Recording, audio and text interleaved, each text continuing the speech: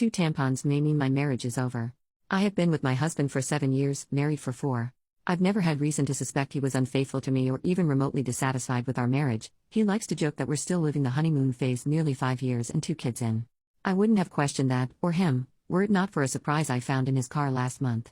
When buckling our daughter into her car seat, I noticed something slotted between the cushions. I pulled it out and saw that it was a tampon. This wouldn't have been so unusual had I not had an IUD that has stopped my period for the past year, and I didn't even recognize the wrapper style.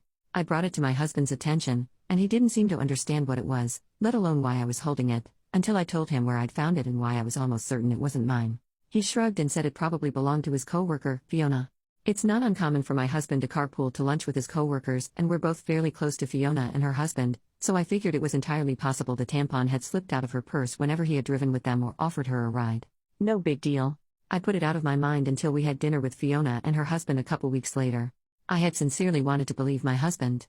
I just couldn't get over the way it had been tucked in the seat and how my husband had seemed not to have any regard for it whatsoever. Maybe playing dumb. I don't know.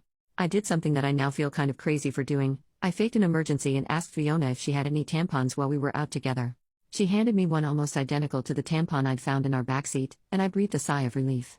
So the tampon there was probably the same tampon here, and in all likelihood, there was an innocent explanation as to why it had been left in the backseat in the first place.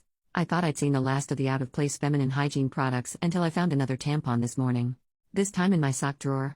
I feel physically ill at the thought of my husband having an affair, and even more nauseated at the thought that the woman might have left these tampons out for me to find. If it was my husband's co-worker, why would she give herself away by offering me one the other night? In any other situation I would want to talk to my husband about this, but I feel too sick and embarrassed to approach him with what I've found. What should I do?